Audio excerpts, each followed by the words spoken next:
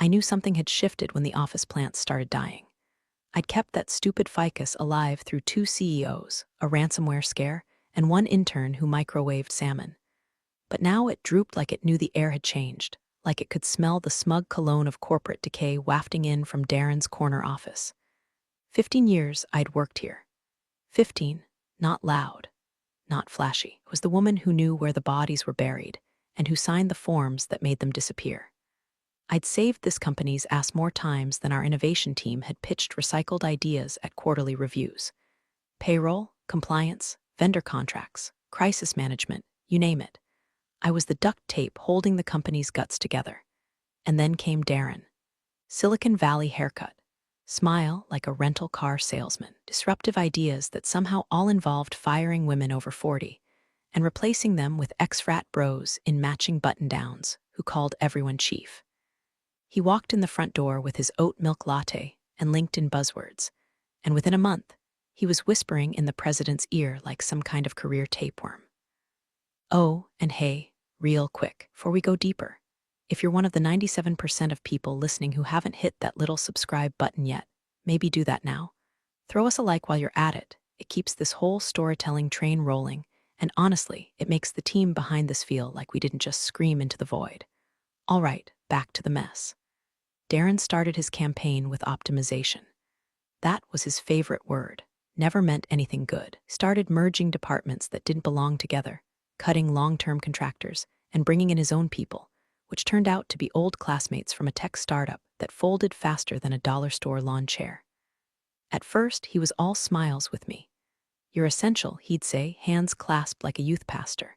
We value legacy employees. I knew better. He didn't want my advice, he wanted my access. My institutional knowledge, my calendar invites and budget keys.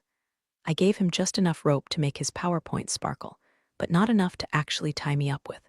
Then came the erosion. Meetings I'd always attended, suddenly rescheduled without me. Emails I wasn't CC'd on. Projects I'd nurtured for quarters were reassigned to Todd, who once asked if PDFs could get viruses.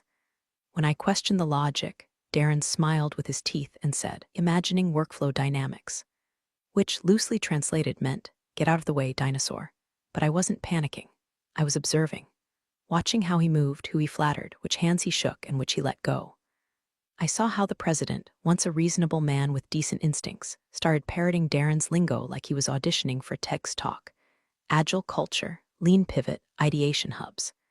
And I watched how the younger women in the office, sharp, smart, full of potential, started avoiding Darren's glass-walled office. I caught one of them crying in the break room after a performance review where he'd called her too emotionally reactive for leadership.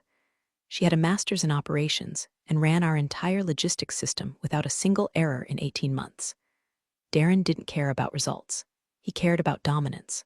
Still, I said nothing. I kept my head down, my tone pleasant, my work flawless. Behind the scenes, I started documenting every policy change, every odd budget request, every Slack message he deleted 2 seconds after sending, every hiring conflict of interest I could sniff out with my coffee-stained gut instinct. Because I knew Darren thought he was replacing me, but I wasn't being replaced. I was being underestimated, and that was going to cost him everything. The first thing Darren did was rename departments, not restructure them, not streamline them, rename them. Suddenly, my operations and strategy division was part of growth enablement. What the hell does that even mean? One day I was overseeing compliance audits and contract renewals, and the next I was supposedly scaling customer delight. If that sounds like something scraped from a fortune cookie run by a hedge fund, that's because it was. My job title didn't change, just everything else. Moved my top analyst, Rachel, over to revenue intelligence, reporting directly to him. No conversation, no transition, just a Slack message that said, "Quick FYI, we've got a better fit for Rachel's talents over here. Appreciate your flexibility." My flexibility? I'd let him live this long. That was my flexibility. Then it was Javier, procurement guy who could negotiate a 5-year vendor contract with nothing but a whiteboard and a 7-Eleven coffee. Reassigned. Cross-functional learning, Darren said. Translation, poached to fill the spreadsheet-shaped holes his frat bros couldn't figure out. The worst part wasn't that they left, it was how apologetic they looked doing it. Quiet glances. Quick hallway I'm sorries, like they knew this wasn't a promotion. It was a chess move. I was the queen Darren was trying to corner. I stayed outwardly calm, too calm, the kind of calm that makes people nervous. I started color-coding my files with obsessive precision, printed agendas, time-stamped emails, meeting notes written with the clarity of a courtroom stenographer. I wasn't documenting for memory. I was building a war archive, and the president, he went from daily check-ins to "Can you give us the room?" in 3 weeks flat. Used to brainstorm solutions together, fix budget shortfalls over breakfast burritos in his glassed-in corner nook. Now, he just nodded along with whatever jargon Darren spilled across the table, like he was hypnotized by the sound of his own company being turned into a buzzword blender. At one point, I tried to raise a red flag, pointed out that Darren had approved Gala catering expenses that were 2.3x above the original vendor quote. The president blinked at me like I'd just spoken Dutch. "Maybe you're misremembering the numbers," he said, voice syrupy with manufactured patience. "Darren's got a solid handle on things. Misremembering, I had the damn receipts, literally." But instead of slamming them on the table, I smiled, nodded, and added another entry to my growing dossier. Page 37, gaslighting attempt, budget discrepancy, 3:14 p.m. Darren's smile only got wider as he chipped away at my territory. Like a raccoon in a loafers and lanyard disguise, scavenging credit for anything that moved. He presented one of my legacy workflow models at a board preview as his personal innovation. I was sitting right there. He didn't even blink. The president clapped, but still no rage, not visibly. I doubled down on performance. Every report was flawless, every task on time. I greeted his every insult with the polite precision of a guillotine. The others started noticing. People who used to rush past my desk started slowing down. Some lingered a few seconds too long. One whispered, "Hang in there, we see it." I nodded, but I didn't need sympathy. I needed silence. Silence was better. Silence meant they didn't know what I was doing after hours, who I was talking to, who I was quietly looping in. They didn't see the USB drives in my locked drawer, each labeled by quarter and coded with 3-letter nicknames that only I understood. They didn't know I'd started pulling public filings on Darren's previous company, that I'd noticed an interesting overlap between our new design vendor and his ex-roommate from business school. They didn't know I'd booked a lunch with someone from the parent company's audit team, someone I once helped get their kid into a private school waitlist back in 2016. Let Darren keep playing Empire Builder. Let him poach, rename, undermine. He thought I was reacting. I wasn't.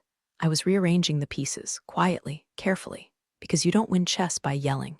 You win by letting the other side think they're in control, right up until their king has nowhere left to go. I heard it through the damn HVAC vent. I wasn't eavesdropping, not on purpose.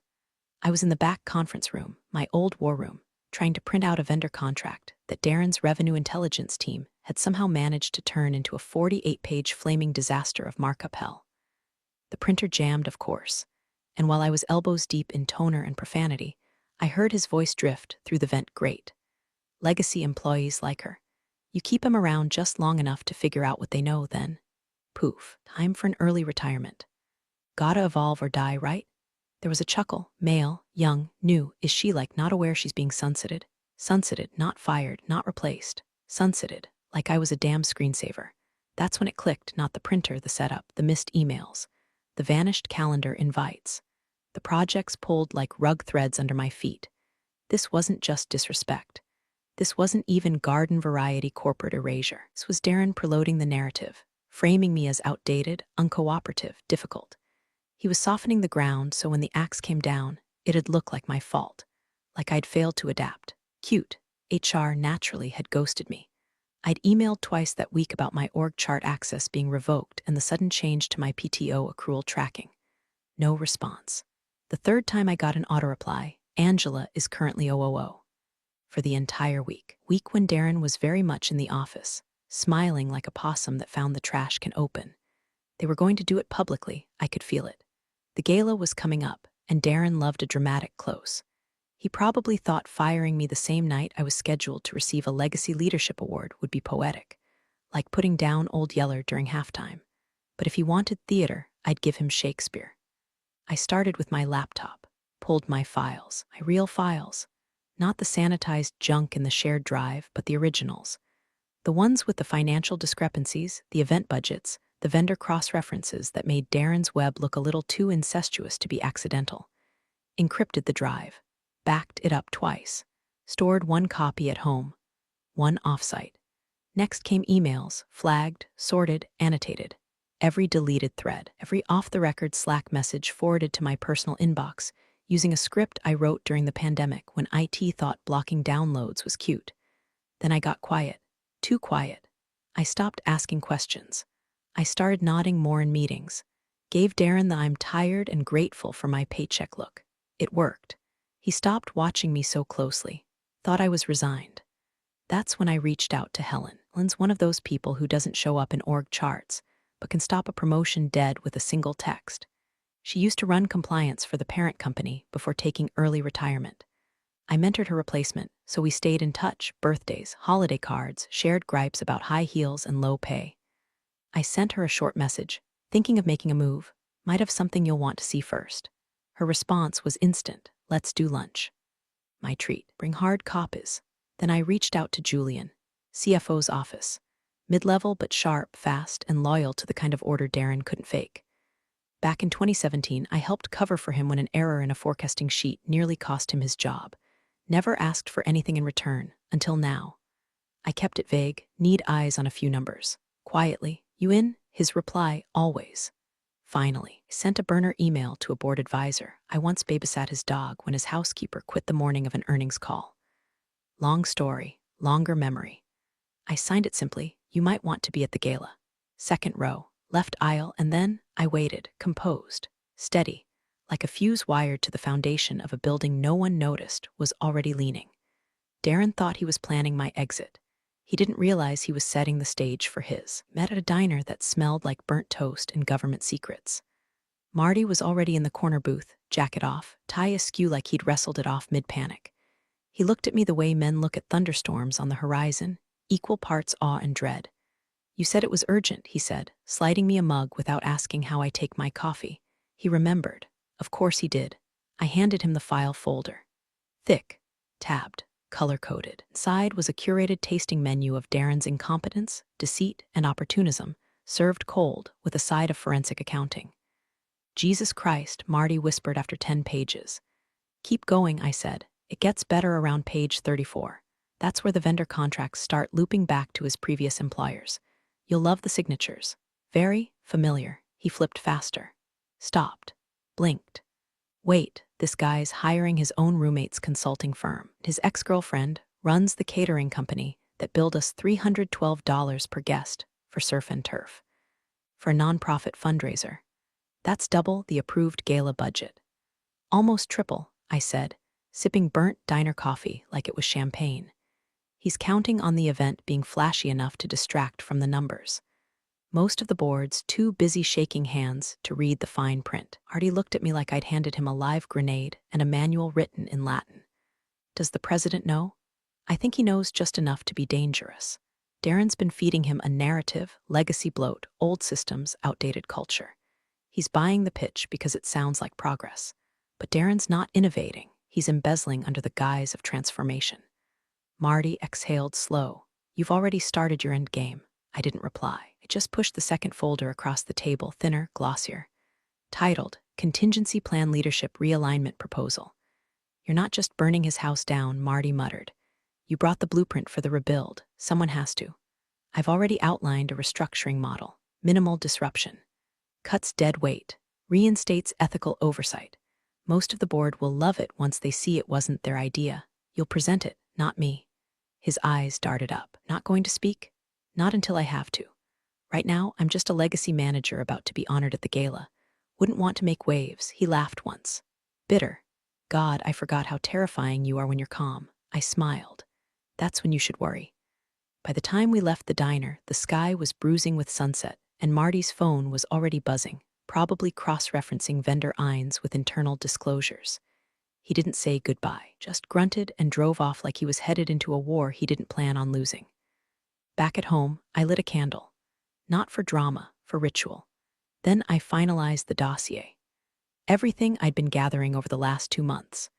Darren's hiring history and known associates conflicts of interest across vendors, tech platforms, and consultants' budget discrepancies tied to the gala, travel expenses, training retreats that looked suspiciously like golf weekends emails, showing directives were written after approvals, screenshots of Slack conversations that self-deleted.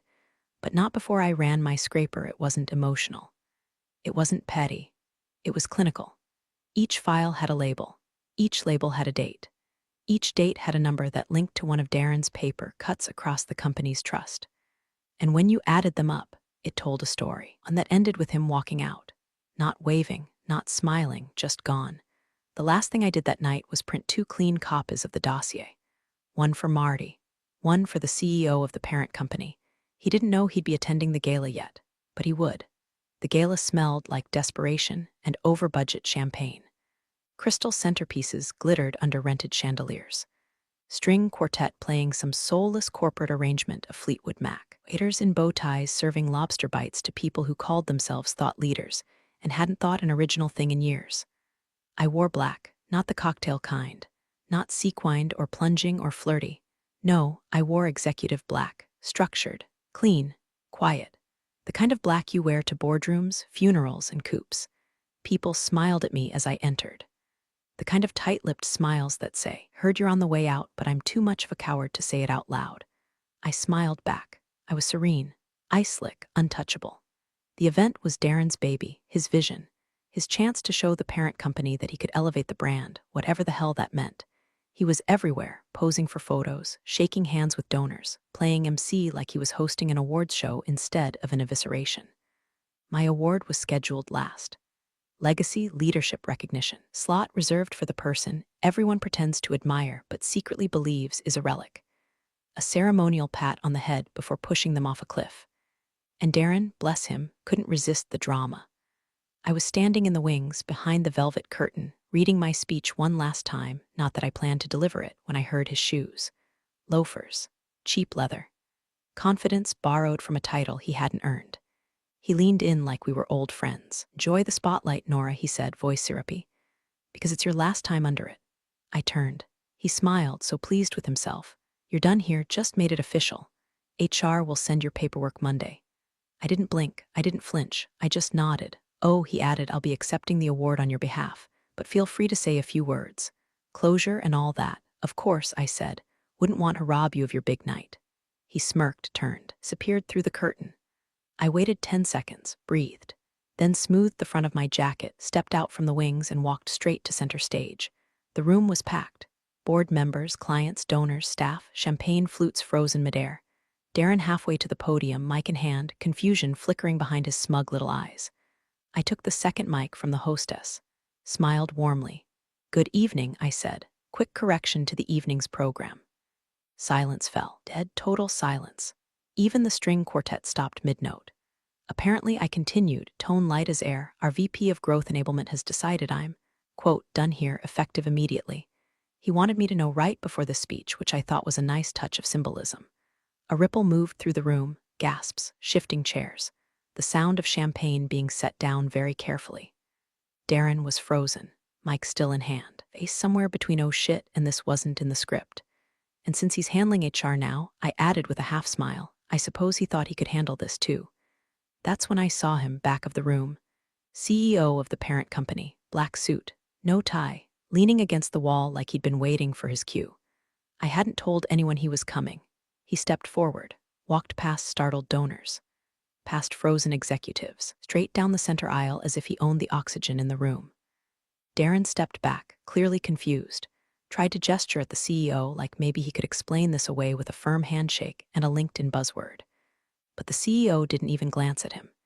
He walked directly to me, took the mic gently from my hand, turned to the room and said, "Actually, Darren's done here." The floor dropped. Someone gasped. Someone else dropped a glass. Darren just stood there, mouth open, no script, no backup. I stepped aside. Calm, centered, focused. Let the CEO speak. Let the board whisper. Let the room tilt on its axis. I had done what I came to do. The moment wasn't loud. It wasn't angry. It was just precise. And the night was only beginning. The seconds after the CEO spoke stretched out like molasses over broken glass. "Actually, Darren's done here." That sentence cracked through the ballroom like a bullet made of ice. Could almost hear the oxygen evacuate people's lungs. Glasses paused mid-toast. Forks hovered midair. Someone in the back coughed like it was the only sound left in the world. Darren, he didn't move. For the first time since he strutted through our doors with his gelled hair and empty briefcase, he looked small, not defeated, not even angry, just confused, like a golden retriever that accidentally walked into the wrong wedding. The CEO turned to me, just a glance. He addressed the room. I'd like to thank Nora for 15 years of unmatched service, and I'd like to apologize that her dismissal was neither authorized nor appropriate. He said it without raising his voice. No theatrics, just fact. Corporate execution with surgical precision. I could feel the blood rush to my fingertips, not from fear, from adrenaline. Vindication is a strange kind of high. Not warm, not celebratory, more like clarity with fangs. Darren finally found his voice. Wait, I think there's been some confusion. There's no confusion, the CEO said, cutting him off without even looking his way. I've reviewed your recent hires, your expense approvals, and your misuse of delegated authority. Your employment is terminated effective immediately. Please return your badge and company property before leaving this evening. The "this evening" landed like a slap. He didn't say Monday, didn't say let's schedule a conversation. He said now. A black tie gala, in front of the board, the donors, and the servers passing shrimp cocktail. Security didn't rush in. They didn't need to. The pressure of silence was enough. Darren opened his mouth again, then closed it. His face flickered between fight and flight, but couldn't land on either. A moment later he turned, no eye contact, and walked stiffly toward the exit. Nobody clapped. Nobody stopped him. CEO handed the mic back to me. The stage is yours if you still want it. I looked at the crowd. Their eyes were on me now, not as a relic or a placeholder, but as something harder to define. Something they didn't expect to survive the purge, let alone stand tall above the wreckage. I raised the mic. I had a speech, I said, smiling thin. It involved some fond memories, a few thank yous, and a tired metaphor about torch passing. I think we're past all that now. Few scattered chuckles. Nervous, but real. So instead, I continued, I'll just say this. Leadership isn't about volume or spectacle, or flashy rebrands and bloated galas. I looked out, let my gaze pass over the board members, the execs, the employees who used to whisper hang in there in hallways. It's about stewardship, about knowing where we've been and having the guts to carry it forward without selling out the foundation. That foundation is still here. I'm still here. Then I stepped back, not dramatically, not teary-eyed, just enough to let them sit with it. Let them feel the tectonic shift that had just taken place beneath their catered feet. The CEO nodded once, and then applause, not polite, not forced, slow, building. It started on the left side of the room, Julian from finance, Helen's protege, one of the junior project leads, and then it spread like fire. I didn't smile. I didn't bow. I didn't need to, because I hadn't just survived Darren's coup. I'd outwritten his entire playbook, and the next act was mine. Darren made it halfway to the double doors before his ego caught up with him. He spun around, red-faced and puffed up, voice shaking just enough to betray the panic under all that performative confidence. This is a misunderstanding, he barked, gesturing like he was calling a foul at a pickup game. This is political. This is retaliation. The CEO didn't blink. He simply reached into the inside pocket of his jacket, pulled out a manila envelope, and opened it like he'd been waiting for this exact tantrum. I thought you might try this, he said. Calm, clean, clinical. So allow me to read just one paragraph from the internal review we conducted. He unfolded the first page, cleared his throat, and spoke with all the warmth of a guillotine. Page 9, Section 3. The vice president in question authorized the reallocation of funds totaling $183,472.84 to a vendor registered under the name of a former business associate, without proper disclosure or board oversight, and in direct violation of Fiscal Protocol 11B. The room went dead again. Someone gasped, probably from legal. The CEO folded the page, slid it back into the envelope, and nodded toward the back. Security, he said, not barked, not shouted, just said it, and two men in black polos stepped out from the wings like the universe had rehearsed this moment in advance. Darren looked around like someone might stand up for him. No one did. He turned toward the president, his former ally, puppet, shield, but the president looked pale.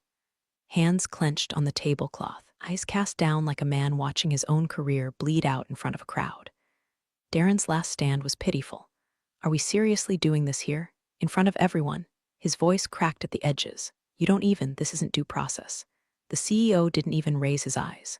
Your badge, Darren, that was it. Security didn't manhandle him, just escorted, one on each side. Like ceremonial dishonor guards at a very quiet, very public funeral. Doors closed behind him with a soft hiss. Then the noise started. Not clapping, not murmurs. The first wave was board members pushing back their chairs, some headed toward the CEO, others toward me. Half looked furious. The other half looked like they'd just seen the second coming of fiscal accountability. Nora, we need to speak. Why didn't you bring this forward sooner? Who else knew? I kept my voice low. Measured. I said the same thing to each one. I brought it to the right people. At the right time. Some respected that, others hated it, but none could argue with it. They had the dossier now. Marty had passed it out like communion wafers in the back of the room. Page after page of documentation, vendor histories, bank account cross-references, Slack logs that had been deleted but archived through my failsafes. No emotion, just facts, just math, just receipts. I didn't gloat, didn't apologize. I let the silence do what silence does best, trap people in the echo of their own choices. The president tried to approach once. I turned away before he got within 5 feet, not because I was angry, because I was done. He'd stood by while Darren dismantled the company's ethics brick by brick. And now he wanted absolution, a handshake. He could retire with his pension and his guilt. That was his reward. Me, I wanted peace. And maybe a long bath. The time I left the ballroom, my heels were silent on the carpet, the kind of silence that feels like justice. Not victory, not revenge, just alignment. The wreckage behind me was no longer mine to manage. Let the suits sort it out. I had other plans. The email went out Monday morning at 7:06 a.m. Subject line, Leadership Transition Update. Body text, effective immediately, President Ronald T. Wilkins will be stepping back from his duties due to ongoing health-related stress. We thank him for his years of service. Health-related stress. Translation. He saw the ship tilting and jumped before it sank with him in the captain's chair. There was no press release, no photo montage, just a sudden quiet where his calendar used to be and a discreet removal of his nameplate from the executive directory. Word around the building was he was still available in an advisory capacity, which is corporate speak for he's home in slippers watching reruns and praying nobody subpoenas his inbox. By 10:00 a.m., I got the call. Not an apology, not even a formal offer. Just a simple, direct line from the CEO himself. We'd like you to assist with operational transition for stability. I waited a beat. Let the silence hum. I'll need full access, I said, and autonomy to restructure. No middlemen, no shadow puppeteers. There was a pause. Then, understood, so I walked back in. No fanfare. No escort. Just me, a black notebook, and the unnerving stillness of people who now looked at me like I might be bulletproof. My old office had already been cleared. The intern, one of Darren's last vanity hires, had left behind a potted succulent and a branded water bottle filled with what I can only assume was ambition-flavored La Croix. I tossed both in the trash and reopened my file cabinet like I never left. And then I got to work. First, Darren's strategic hires. One by one, I pulled their files, reviewed qualifications, tracked invoice trails, matched timelines. Half of them weren't even showing up to meetings, just forwarding decks from third-party consultants who billed us more per hour than the lawyers cleaning up Darren's mess. I revoked their access by end of day. No speeches, no theatrics, just a digital leash yanked clean off. Next, the budget. I flagged every bloated event cost, every rebranding initiative Darren greenlit without oversight, every suspicious line item labeled executive consulting, handed finance a corrected ledger with notes so sharp they should have come with bandages. Then, the people. Not the ones who stayed close when things got ugly. They were easy. I pulled them in quietly. Gave them tasks, listened to their insights, reminded them what institutional trust felt like. No, the ones I watched closely were the weather vanes, the ones who'd praised Darren in meetings and emailed me condolences after his fall. To them, I said nothing. Gave them clean slates and rope. How they use it is their business. By the end of week 1, the tone in the office had changed. Meetings started on time. Emails got shorter. People stopped covering their mouths when they whispered. I didn't make a speech. I didn't post a memo. I didn't revamp the mission statement or install bean bags in the break room. I just worked, and they noticed. Because competence doesn't need a banner. It just needs a moment. I finally had mine. The conference room was colder than usual. Frosted glass, soundproof walls, 10 chairs, one pitcher of untouched water, and a silence that felt less like anticipation and more like judgment withheld. The kind of room where decisions happen that don't get emailed out, where futures are redirected with a nod. The CEO sat at the head of the table, sleeves rolled, no preamble. "Thank you for coming," he said. "Let's begin." One by one, read off the points of the new leadership structure. Titles shifting. Oversight chains tightening, budgets realigning. The company, he explained, was entering a new phase, one where strategy was not just marketing spin, but actual operational scaffolding. One where accountability wouldn't be optional. And then he looked at me. "We'd like to offer you the newly established role of Chief Strategy Officer. You'll report directly to the board." And only the board. No applause, no gasps. Just the collective stillness of people who suspected this was coming and now had to adjust their posture to it. I didn't smile. I didn't hesitate. "I accept," I said. That was all, no speech, no dance. Just a pivot point disguised as a sentence. They moved on to the next item. Budget realignment, department reviews, but I wasn't listening. I was already working, mentally opening tabs, filing pieces, executing plays I'd designed in my sleep. By week's end, I made my first official move. I reinstated the mentorship program, the one Darren had gutted because he didn't believe in legacy ladders, the one that had helped 3 women in accounting get certified and 2 ops associates transition into leadership, the one he said didn't align with our agility roadmap. It was back, and bigger. Then came the purge. Quiet, surgical, no pink slips. No public firings, just a ripple of revoked credentials and redirected workflows. Darren's inner circle, his hallway echo chamber of yes men and LinkedIn cheerleaders, found their calendars empty. Their Slack channels archived. Their influence evaporated. They weren't fired, they were erased. And in their absence, real work began. Processes that had buckled under bloated jargon started humming again. Junior staffers started speaking up in meetings without glancing over their shoulders. New intern program was approved. A burnout relief initiative fast-tracked. No one thanked me. They didn't need to. I wasn't there for applause. I was there to correct the program. That's exactly what I said at the close of our next quarterly planning session. I stood, closed my laptop, looked around the room and said it's simple, steady, final. Let's correct the program. No fireworks, just a recalibration. Just a woman in black taking back what was hers, one decision at a time. Fade to black. Appreciate you sticking around, you wise old rebels. Smash that subscribe button, or this fossil might just cause another epic fiasco.